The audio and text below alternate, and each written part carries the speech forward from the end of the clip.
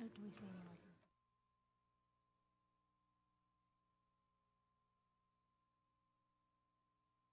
like? Okay, it's 5:02 with 7 board members present. We will get started. The moment of silence and the Pledge of Allegiance will be led by Ms. Bounds.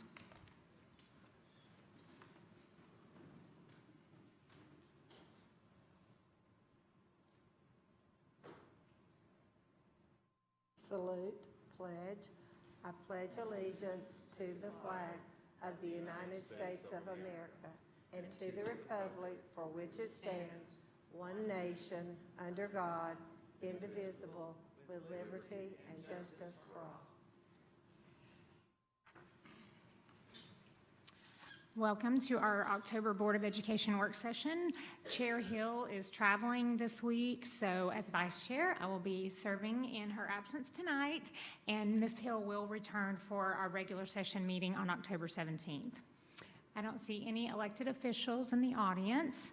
The board met this afternoon at 4:30 in executive session, and I'll have Mr. Dupler share about what we cover in those executive sessions, please. Thank you, Madam Chair. As we've covered in previous meetings, the executive session is the chance for the Law Director's Office to be able to speak to the board about pending litigation and potential litigation. It was our opportunity to inform the board, and there was no discussion amongst board members about any of the issues pursuant to state law. Thank you. Thank you, Mr. Dupler. Also, I should tell you that Mike McMillan will be joining us shortly. Several board members will be attending the TSBA, Tennessee School Boards Association Leadership Conference and annual event on November 1st through the 4th in Nashville, and we look forward to sharing information on that event when we return. Also, we had a board retreat last Thursday and Friday, and I just want to thank the superintendent and the staff, thank Ms. Coatney for all the work that went into that retreat. We covered a lot of ground, and we're informed on many things that will help us make good decisions going forward. So thank you all for your hard work on that event. Are there any changes to the agenda?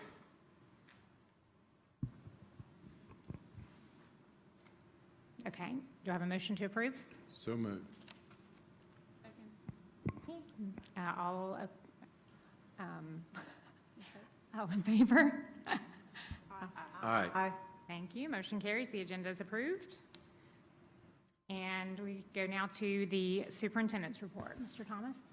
Thank you, Madam Chair, members of the board, and good evening, everyone. We're a little bit short-handed tonight. The State Department of Education is hosting the LEAD conference in Nashville, but I assure you, you will notice no drop-off in quality with the folks that are filling in, so I'll put a little bit of pressure on those folks this evening, but they're very knowledgeable and a great group to work with.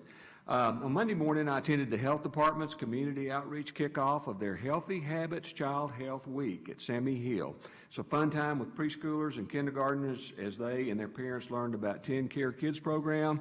It was the first assembly, combined assembly of the kindergartner and preschool folks, and I must say that their behavior was outstanding, and I was very impressed. So after that was over with, they learned about nutrition, physical exercise, dental hygiene, washing your hands, all those things to promote healthy habits. Congratulations to Mr. Brian Shields, a teacher at the L&N STEM Academy. He's a science teacher on being selected as one of the 9 Tennessee Teacher of the Year finalists for 2018. As a Tennessee Teacher of the Year finalist, he will participate as a member of the State's Teacher Advisory Council. The Teacher Advisory Council members discuss top educational issues with each other, as well as inform Tennessee Department of Education leaders how policy is playing out in the classroom. The Family Advisory Committee met for the first time on September 24th. It has 65 members representing parents and community partners from all 9 districts, and I think this year's committee is actually larger than last year's committee. So Ms. Tammy Campbell chairs that committee, works with the Family Advisory Committee, so they're off to a great start. Hike for the Schools, the second annual event presented by the Partners in Education, took place on September 29. At the Third Creek Greenway near West High School, the hike featured a 3-mile round-trip loop, and 50% of the registration fees will be distributed to the participant schools. About 100 people more participated this year than last year, so again, great turnout. While the Knox County Schools Coupon Book campaign officially wrapped up on September 26, coupon books can still be purchased from schools until October 5th. Bus Safety Week is October 15 through 19, held during the third full week of October each year. This week is an active and evolving public education program and a way for parents, students, teachers, motorists, school bus operators, school administrators, and more to join forces and address the importance of school bus safety. Following the Bus Safety Week is National Safe Schools Week, October 21 through 27. The goal of this week is to motivate key education and law enforcement policymakers, as well as students, parents, and community residents to vigorously advocate school safety. Madam Chair, members of the board, this concludes my report for this evening. Thank you very much. Thank you, Superintendent. Are there any questions for the Superintendent? Okay, we'll move to discussion of our October 17th regular session agenda. Before we get started, I wanted to let you know that Ms. Christie received information on Monday about an additional item that will be needed to be added on behalf of South Doyle Middle School. A teacher at the school applied for a travel grant from the Great Smoky Mountains National Park to cover transportation costs for a school field trip to the park, and they were notified on Monday that the grant will be awarded up to $1,500. The field trip is scheduled for the end of October prior to our November meeting, so this grant will need approval this month. Without objection, that item will be added with supporting documentation to our October 17th regular session agenda. Okay, let's move to the agenda. We'll look first at contracts. Does anyone have questions on 1 or 2? Okay, 3 or 4? 5 or 6? 7 or 8? 9, 10, or 11? I'm sorry. Mr. Norman, did you have a Okay. question? Yes, on number 10. Okay, Is that okay? absolutely. Go right ahead. Okay, just wanted somebody to describe what this was. In reading the material that was provided for us, I just wanted to know a little more background about what A+ is, I just don't understand it. Superintendent, do you want to? Yes, I think Cheryl Martin is going to address that. Is Cheryl here? Cheryl? Okay, there's Cheryl. Thank you, Cheryl. Thank you, Ms. Martin. Thank you, Madam Chair. Mr. Norman, A+ Educators is just a vendor that does professional development. We serve non-public school students, and so several of our non-public schools were requesting a very specific type of professional development for their teachers. And so we had to put out since Knox County Schools is the oversight of that Title II money, we had to put out a request for proposal, put it out on bid, and A+ Educators and one other vendor were the only ones that responded, and county procurement awarded the contract to A+. Okay, so but it is professional development for? Yes, sir. For Yes, who? For teachers. For all?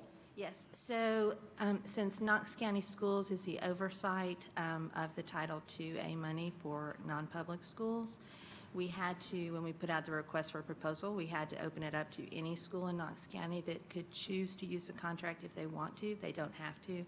Nobody is obligated to use it. But what it is that the private schools were looking for a very specific type of differentiated instruction, professional development for their teachers.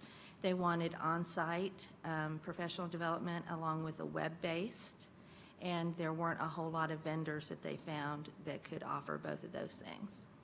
Okay, do we know how many of our schools are going to use this? No, at this time we don't know. And none of them have to use it if they don't want to. I mean, it's just an option. So how do they know about it? We get a list of vendors, contracts from county procurement, and we and that goes out to the schools Okay, through our finance department typically. And sometimes in the title department, we also make sure that we try to keep the schools up to date with any okay. current And contracts that have been added. the purpose of my question being, wasn't a great fan of professional development when I was teaching. And so I was always, anxious to see something new and better. Yeah. And so that's the reason why I'm asking questions about it. Strictly an option, but nobody is under any obligation to use it at all. Okay, They don't thank like you. it. You're welcome. Thank you, Ms. Martin. Okay, any questions?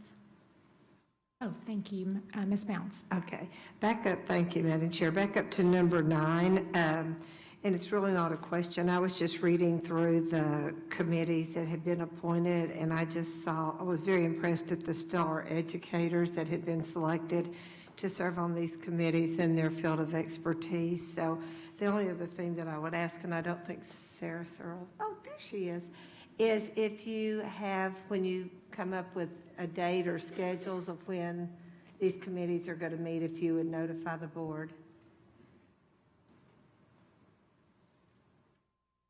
Thanks, Sarah. I didn't see you over on that side. I was really impressed with the educators I saw on those committees. Oh, wonderful. So thank you. And we're, of course, so grateful for the teachers who are willing to give their time to be a part of this. We'll be happy to notify you guys when they Okay. have dates set. The 3 content area supervisors that are facilitating each of these groups, so social studies, world languages, and CTE, marketing, business, and finance this year, they'll be facilitating that slightly differently in accordance with, because they just have different, sizes and number of courses in each of those things. But we'll make sure to get that information together, and we'll be happy to send that out to you guys. Okay, thank you, Sarah. Thank you. Any other questions? Okay, moving to 11 or 12.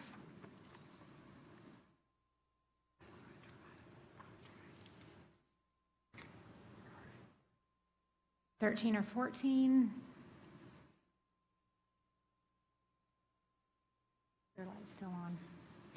Your light's still on. Oh, I'm sorry. Thank you. 15 or 16? 17 or 18? Mr. Norman. Thank you, Madam Chair. Just a couple of questions about this one also. Curious about Franklin Covey. I'm sort of a fan of Franklin Covey stuff. So could I ask, who would I ask? Mr. Superintendent. Yes, Madam Chair. Amy Bryce, Principal of Sycamore Green, is here with us this evening, so she'll be more than happy to address any questions. Thank you, Amy. Yes, sir. Thank you. Thank you, Madam Ms. Chair. Place. Hey, Amy, thank you. Over here. Just wanted to hear about what is it? How's it work? I think we've done this for 3 or 4 years, right? Yes, sir, we Okay. have. This is just the first year that we've had to put it out for bid. So basically, the Leader in Me program is a program designed to help teach students leadership skills. So, and also to teach them the 7 habits of successful people. And I know, as you guys know, a lot of our children come from homes of poverty, and a lot of times they lack skills in planning. So the Leader in Me program allows us a structure in which to teach our children to set goals and plan to work them, and to explicitly teach the 7 habits. So that hopefully they can grow up and be successful. So it encompasses a whole lot. The reason that we did select that over some of the others is because we've been doing this particular program. This will be our 4th year, and we want to have that continuity. We don't want to have to change programs mid-stride. Mm-hmm. If that Okay. makes sense. What kind of things are provided in this system for the kids? So we get professional development for the staff. We get basically like 2 coaching days and access to a Franklin Covey coach to come in and work with us. One of those days we usually plan for an in-service day to help our teachers better understand the 7 habits, goal setting, how to help kids set and track both academic and personal goals. One of those days, they usually come in and work with our teachers in a PLC.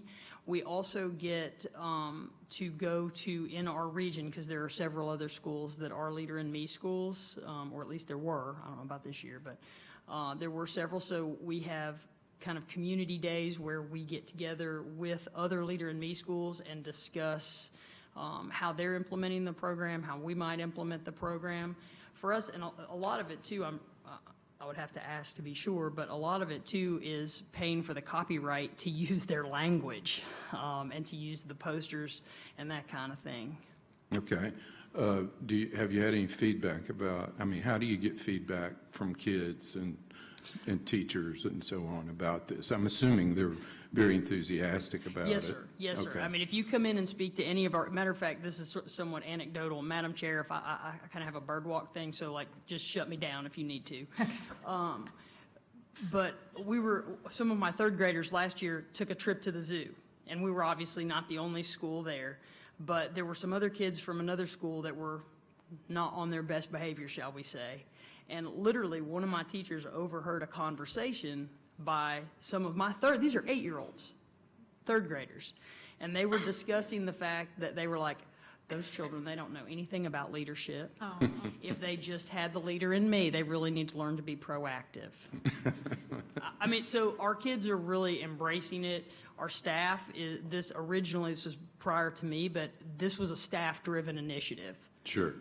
So I'm just continuing what they chose 4 years Sounds ago. good. I mean, I'm that's a cool. fan. Shut me down. I'm good. No, I'm a fan. So good. Thank you.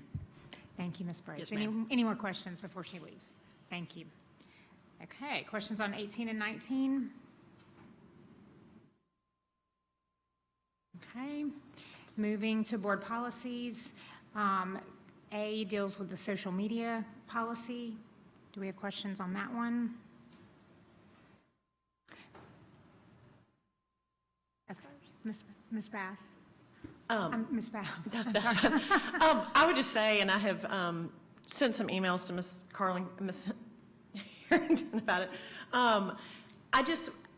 I think with social media and it ever changing, I just think even if we pass this policy, I hope that we will kind of continue to review it. And also, I think there needs to be some kind of training to go on with principals, which I've kind of discussed with her, that I just think some examples of maybe, you know, this is what we're talking about, this is what we're not talking about, because I do think that there is a lot of confusion, even as much as we're trying to clarify and to make better parameters around social media. And I understand the need for it, but I do think we as a board need to even realize, because social media is changing so much, I think this is a policy that probably needs to kind of continue to be looked at and to see if it needs to evolve over time. Thank you, Ms. Babb. Okay, Ms. Hill? Thank you. I had a question on the personal use of social media, where it says employees shall not directly communicate with individual students who are currently enrolled. Does that mean, as we talked about the last time we discussed this, does that mean through direct messaging or following each other or friending each other?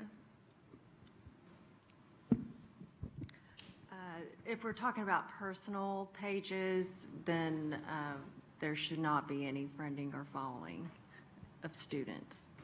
Okay.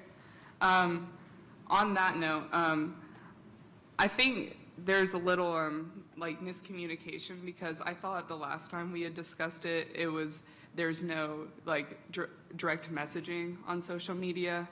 And when it comes to following each other on social media, I know in my personal school, in middle school and across the county, there is a lot of teachers with social medias who follow their students, and that can be a great asset and tool for those teachers when it comes to writing letters of recommendation, getting to know your students, having a teacher who takes kind of responsibility for students in a group or a club, that kind of responsibility. My teacher follows me, maybe I shouldn't post that certain picture, or am I representing my club well, and it has that kind of responsibility.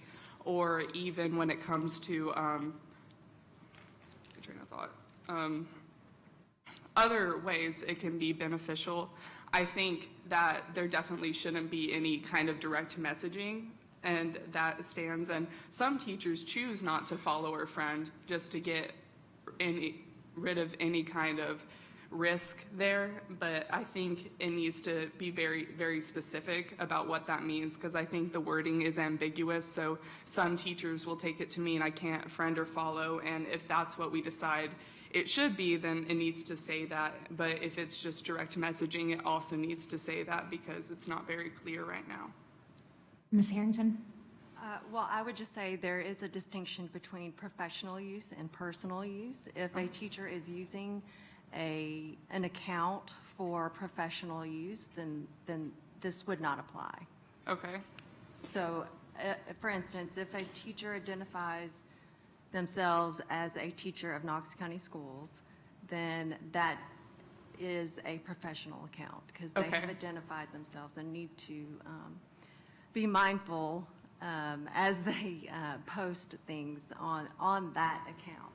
So if there is not an identification of working for Knox County Schools, then to me that would indicate a personal account. Okay. Okay. Are there any other questions regarding the social media policy? Okay, thank you for those questions. Okay, moving to policy G212. Any questions on that? Okay, policy G210. Okay, I-170. And I-200. Okay, moving to grants. Any questions on A or B? C or D? E or F? And then any questions on any of the three contracts?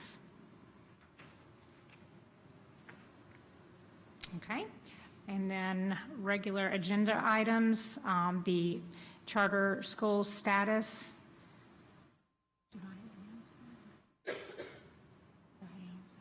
Okay, this item will. Superintendent Thomas, did you want to speak to that status for the charter schools? Yes, I will. We had it on the agenda last month, and we asked for a deferral, but in the meantime, we did find out from the State Department that it's not something that requires board approval, so we'll still be bringing the report, charter school report, back to the board later this fall, and certainly can send you a copy of the monitoring that will be used, but it does not require board approval, so we were asking for it to be withdrawn. Okay, thank you.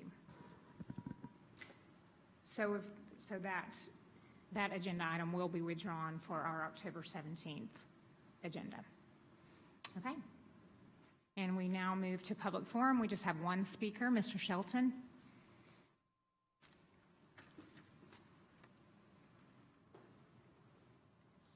Thank you. We want to thank all, well, you know who I am, right? Todd Shelton, Foster Lane, Christie's district. Thank you. We want to thank all those in the district that worked on the draft of the strategic plan that was presented in September. There certainly were positive things that were suggested in the draft that we read. Stop School Pushout, which I'm a volunteer with, is Mr. Shelton, you need to speak to something that's on the agenda. So you had signed up to speak to class size. That's where this is going. Okay, thank you. All right. There are representatives, Stop School Pushout is a representative of one of 9 community organizations that have worked together to suggest some additions in the strategic plan draft. I know the board, all of you members, have a copy of 10 of our suggested additions that you received at the retreat or before the retreat. One of those additions, which was included, class size. Thank you.